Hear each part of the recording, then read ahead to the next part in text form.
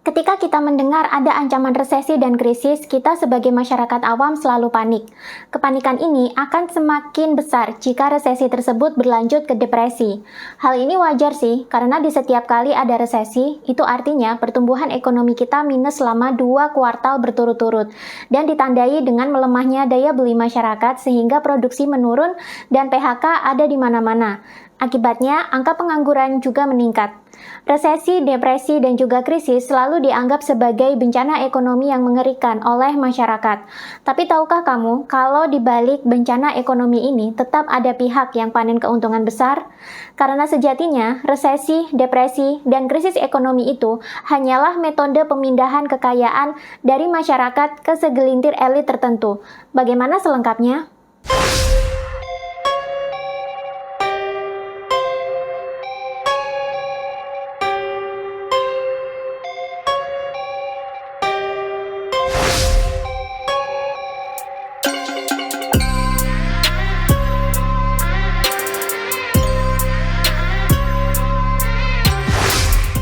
Sebelum membahas lebih lanjut, ada baiknya kita melihat kembali apa itu definisi resesi dan depresi. Resesi adalah kondisi di mana ekonomi suatu negara itu menurun selama 2 kuartal berturut-turut. Jika ini dilanjut hingga ke 2 bulan berikutnya, maka negara tersebut bisa dikatakan mengalami depresi. Sebenarnya, dunia ini sudah bolak-balik mengalami resesi dan depresi. Ketika ada penurunan ekonomi, memang disitulah rawan terjadi krisis. Inilah yang membuat kenapa masyarakat selalu panik jika ada isu resesi dan depresi. Padahal sepanjang sejarah, dunia ini selalu mampu recovery dari resesi ataupun depresi.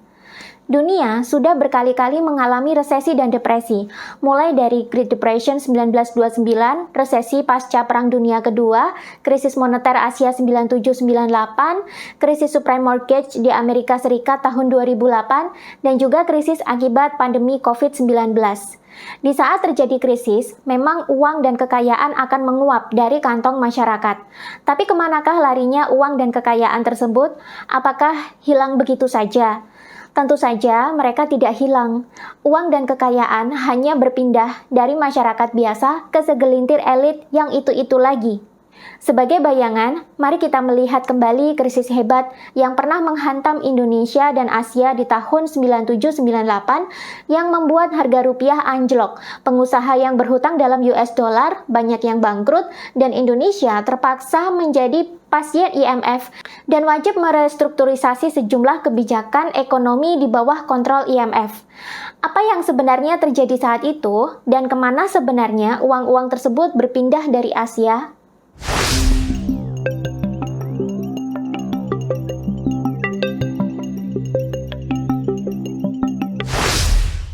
Krisis moneter Asia di tahun 1997 sampai 1998 adalah periode krisis keuangan yang melanda sebagian besar negara Asia Timur dan Asia Tenggara. Krisis ini dimulai pada 2 Juli 1997 dan dimulai di Thailand, yang segera menyebar ke berbagai negara di Asia. Akibat penyebaran yang begitu cepat, krisis moneter Asia tahun 97-98 menimbulkan kekhawatiran akan kehancuran ekonomi dunia. Indonesia, Thailand, dan Korea Selatan menjadi negara yang paling parah terkena imbas krisis ini.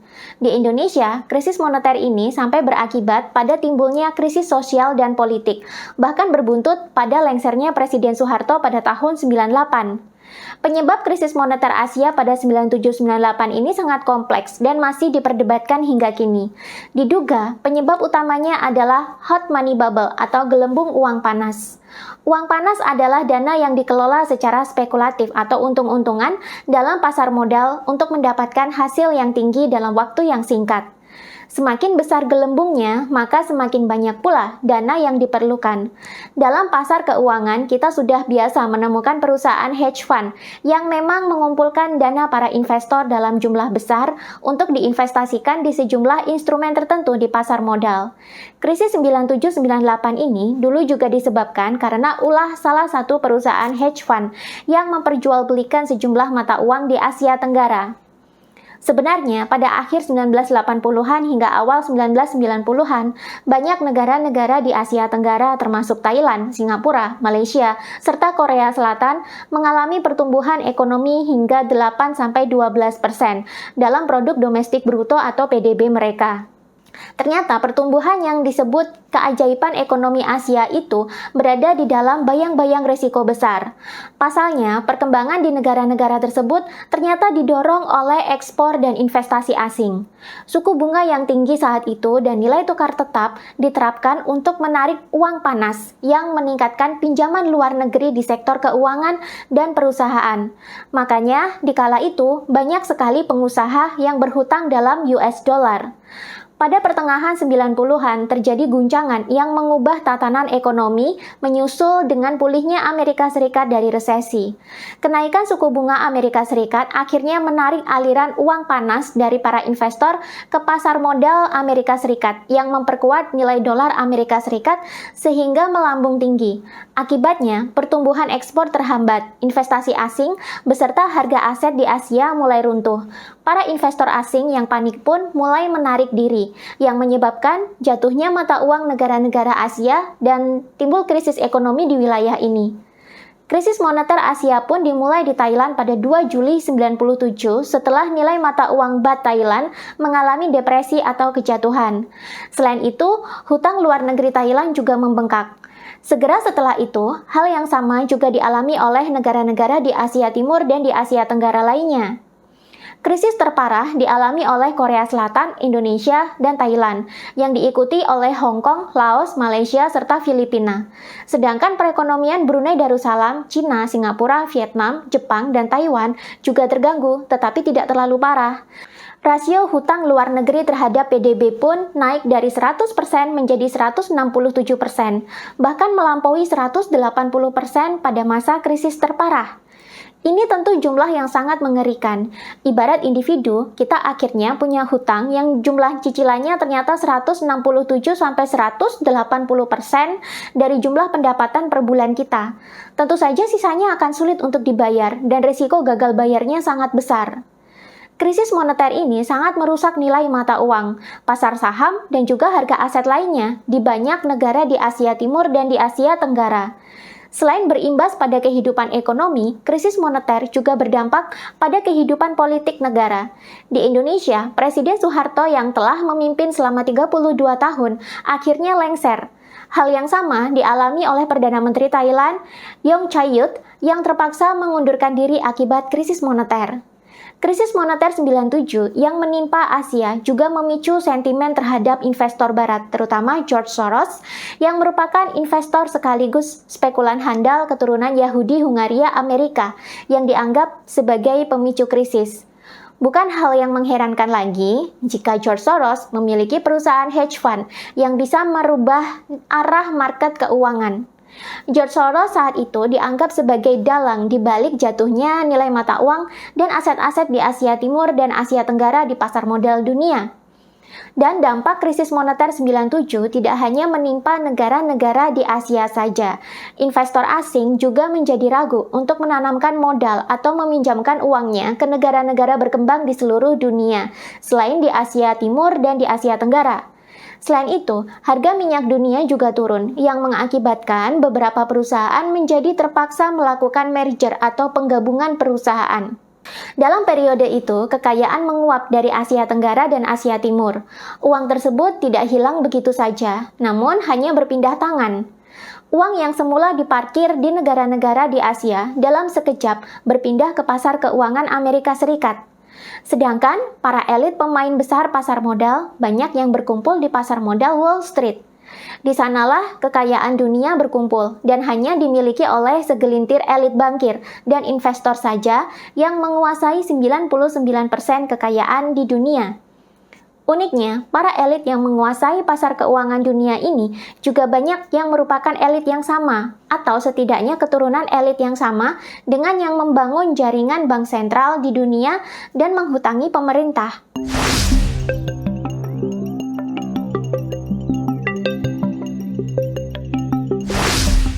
Great Depression atau depresi hebat adalah kemerosotan ekonomi terburuk yang pernah dialami Amerika Serikat yang berlangsung cukup lama, yakni dari tahun 1929 sampai 1939 alias 10 tahun. Depresi hebat ini disebabkan karena jatuhnya pasar modal Amerika yang membuat Wall Street panik dan terpaksa memusnahkan jutaan investor. Dan setelah kepanikan pasar modal tersebut, Amerika Serikat mengalami krisis yang parah. Investasi menurun, PHK massal terjadi di mana-mana, dan jutaan warga terpaksa menjadi gelandangan. Tahun 1933, ketika depresi hebat mencapai titik terendahnya, ada sekitar 15 juta orang Amerika Serikat yang menganggur, dan ada lebih dari setengah bank di sana bangkrut. Sebenarnya, apa yang menyebabkan depresi hebat terjadi? Berikut ini adalah versi yang banyak dikemukakan di media-media mainstream. Sepanjang tahun 1920-an, ekonomi Amerika Serikat berkembang pesat sehingga total kekayaan negara tersebut meningkat lebih dari 2 kali lipat. Hingga era ini dijuluki juga sebagai The Roaring Twenties. Karena ekonomi berkembang dengan baik, rakyat jadi memiliki banyak uang, sehingga saat itu ramai sekali masyarakat menginvestasikan uangnya di pasar modal. Wall Street kala itu telah menjadi tempat spekulasi yang ceroboh. Setiap orang di sana, mulai dari rakyat jelata hingga taipan, bisa menginvestasikan uangnya di pasar modal. Akibatnya, pasar saham mengalami ekspansi yang cepat dan mencapai puncaknya pada Agustus 1929. Ketika banyak orang yang membeli saham, tentu harga saham akan terus meroket. Ini tinggal menunggu waktu saja kapan harga saham di Wall Street melewati puncak grafik parabolanya sebelum akhirnya turun dan pasar saham jatuh. Pada tanggal 24 Oktober 1929, investor-investor yang mulai gelisah akhirnya menjual saham-saham mereka yang sudah terlampau mahal secara massal. 12,9 juta saham diperdagangkan hari itu. Pasar modal pun panik, masyarakat pun merugi dan jadi miskin mendadak. Tanggal itu pun disebut sebagai Black Thursday atau Kamis Hitam. Daya beli masyarakat akhirnya jatuh, investasi di sektor real pun menurun drastis. PHK massal terjadi dan menambah perih penderitaan rakyat yang sebelumnya sudah babak belur akibat kejatuhan pasar modal. Jutaan masyarakat yang berharap bisa kaya dari investasi pasar saham mendadak harus miskin saat itu juga karena harga saham berjatuhan dalam waktu sehari. Celakanya, Amerika Serikat adalah negara hutang. Tidak negaranya, tidak rakyatnya sama saja, sama-sama suka berhutang atau kredit. Karena banyak yang mendadak miskin, maka banyak hipotek yang tidak terbayarkan. Terjadilah penyitaan massal, baik properti maupun kendaraan, akibat gagal bayar. Kekayaan seketika berpindah dari masyarakat awam ke tangan para elit yang berada di balik pasar saham dan perbankan. Para elit akhirnya bisa memiliki barang-barang sitaan dengan harga yang sangat murah. Pada musim gugur tahun 1930, gelombang pertama kepanikan perbankan dimulai.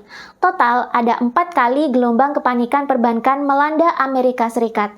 Sejumlah besar investor mulai kehilangan kepercayaan pada bank dan meminta mencairkan simpanan mereka secara tunai. Bank akhirnya terpaksa menambah cadangan kas mereka dengan berhutang lagi supaya bisa melikuidasi pinjaman para nasabah. Tahun 1931 dan 1932, kepanikan perbankan kembali melanda yang memaksa sejumlah bank harus mencairkan tabungan nasabah akibat ketidakpercayaan rakyat terhadap sistem perbankan lagi. Pada awal 1933, ribuan bank di Amerika Serikat dinyatakan bangkrut.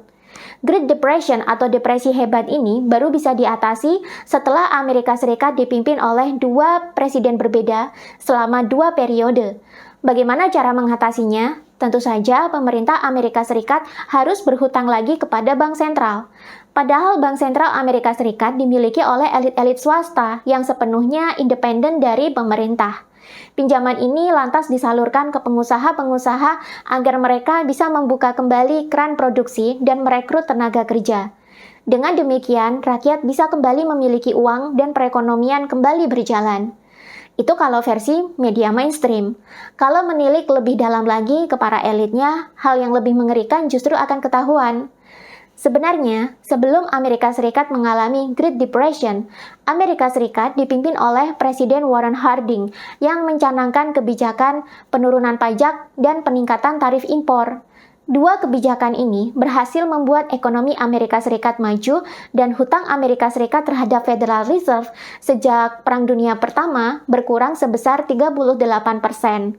Jangan lupa, pemerintah Amerika Serikat tidak mampu mencetak uang sendiri. Agar Amerika Serikat memiliki suplai uang di masyarakat, pemerintahnya harus berhutang dulu kepada Bank Sentral atau Federal Reserve yang swasta dan independen, di mana sahamnya dimiliki oleh elit-elit bankir yang menguasai jaringan bank sentral di seluruh Amerika dan Eropa. Tentu saja bagi para elit, makin banyak hutang pemerintah, mereka makin senang, karena bunga yang mereka dapatkan juga makin besar. Makin sedikit hutang pemerintah, tentu keuntungan yang bisa dihasilkan juga sedikit. Sayangnya, Presiden Warren Harding meninggal dunia dengan misterius. Media mainstream menyatakan ia meninggal akibat stroke.